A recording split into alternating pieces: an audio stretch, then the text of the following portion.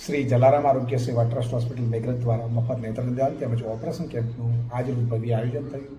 આજરોજ તારીખ 26/5/2026 અને મંગળવાર કેમ્પનું આયોજન માથાસુલિયા તથા સાકરિયા ગામે કરવામાં આવ્યું.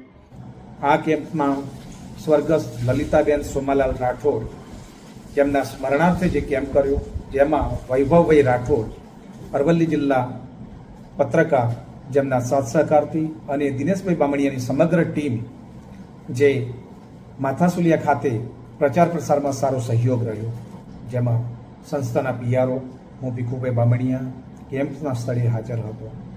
ત્યાં 200 ઉપર દર્દી ચેક થતાં 20 જણા ઓપરેશન માટે દાખલ થયા હતા, જેમાંથી 12 જણાના સફળ ઓપરેશન થઈ ચૂક્યા છે.